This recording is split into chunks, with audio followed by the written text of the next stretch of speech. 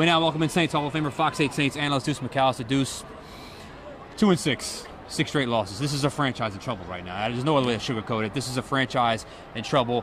I don't know how you characterize today, but at the end of the day, they didn't play nearly well enough to win this game. No, you didn't, and the sad part is you were still in the game. I mean, there were moments where you were putting together things and you just couldn't finish. You know, you would have a holding, you would have a mistake, a penalty, and it would back you up. And, I mean, when you only convert 2 of 16 third downs, that tells you something. And, you know, explosive plays have killed this defense. You go out, I think it was less than 100 yards for the quarterback at halftime.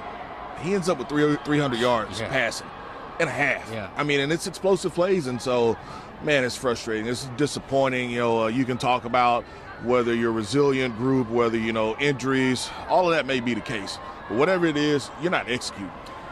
Injuries were supposed to be better this week. They were healthier on offense. Were you surprised? I know they had the early run with Kamara, but they never found a rhythm on offense, it felt like, even with the guys back. Well, I think the rhythm, the issue was you would have a holding to pop up. I mean, there were probably 30 yards, 20 yards that you end up losing that don't count because of holding from Kendre Miller.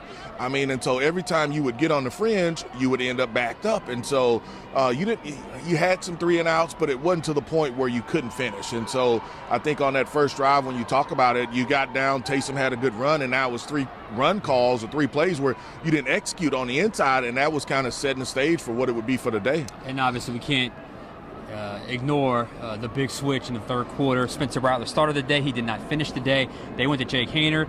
Little spark, I guess, when he came in the game.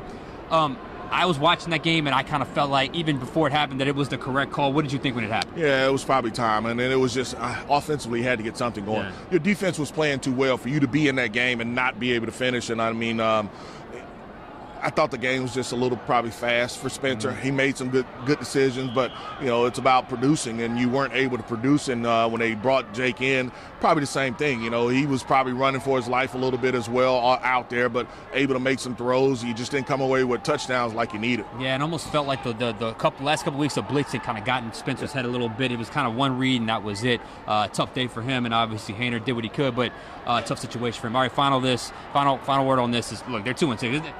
There's not much else that really needs to be said. You got to win from here on out. You're hoping that you win. Yeah. You hope that you execute. I mean, that's where you're at. I mean, and hope is not a plan. And so the question is, can you put some players out there that can go out there and compete and give you a chance to win on Sundays? That's what it's about.